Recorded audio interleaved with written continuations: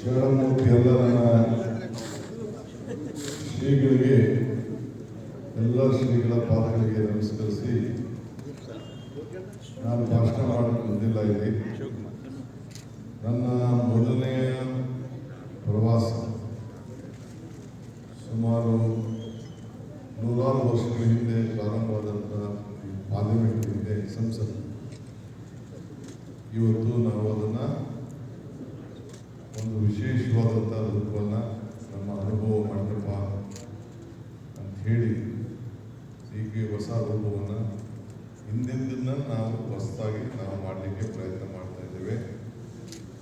ಇತಿಹಾಸ ಮತ್ತೊಂದು ಇತಿಹಾಸ ಸೃಷ್ಟಿಸಲಿಕ್ಕೆ ಸಾಧ್ಯ ಇಲ್ಲ ಅಂತೇಳಿ ಬಾಬಾ ಸಾಹೇಬ್ ಅಂಬೇಡ್ಕರ್ ಹೇಳಿದ್ದಾರೆ. ಹಂಗೆ ಇತಿಹಾಸವನ್ನು ನಾವ್ಯಾರು ಕೂಡ ಮರಲಿಕ್ಕೆ ಸಾಧ್ಯ ಇಲ್ಲ.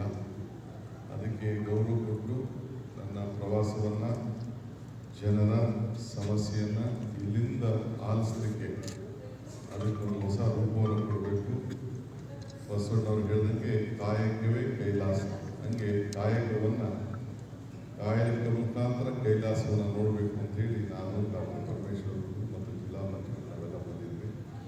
ಈ ವೇದಿಕೆ ಮುಖಾಂತರ ಈ ಒಂದು ಪವಿತ್ರವಾದಂಥ ಭೂಮಿಯಿಂದ ಒಂದು ಮನವಿ ಮಾಡ್ತಾ ಇದ್ದೇನೆ. ಎಲ್ಲ ರಾಜ್ಯದ ಎಲ್ಲ ನಮ್ಮ ಕಾರ್ಯಕರ್ತರಿಗೆ, ಮುಖಂಡಗಳಿಗೆ, ಯಾರ್ಯಾಗಲಿ ನನ್ನನ್ನು ನೀವು ನಾಡಿನ ದೊರೆ ಅಂತ ಯಾವತ್ತೂ ಕರೆಯಬಾರದು. ನಾನು ನಿಮ್ಮೆಲ್ಲರ ಸೇವಕ. ಇವತ್ತು ಮುಖ್ಯಮಂತ್ರಿ ಅಂತೇಳಿ ನೀವೆಲ್ಲ ನನ್ನನ್ನು ಆಯ್ಕೆ ಮಾಡಿದ್ದೀರಿ. ನಿಮ್ಮ ಸರ್ಕಾರ ಬಂದಿದೆ, ಇದು ನನ್ನ ಸರ್ಕಾರ, ಇದು ನಿಮ್ಮ ಸರ್ಕಾರ. ಸೊ ಅದಕ್ಕೆ ನೀವೆಲ್ಲ ಸೇರಿ ಮುಖ್ಯಮಂತ್ರಿ ಅಂತ ಕರೀರಿ, ಇಲ್ಲ ನಮ್ಮ ನಾಡಿನ ಸೇವಕ ಅಂತ ಕರೀರಿ. ದೊರೆ ಅನ್ನೋ ಪದ ಇಲ್ಲಿಂದ ಇವತ್ತಿಗೆ ತೆಗೆದಾಕ್ರಿ ಅಂತೇಳಿ ನಮ್ಮ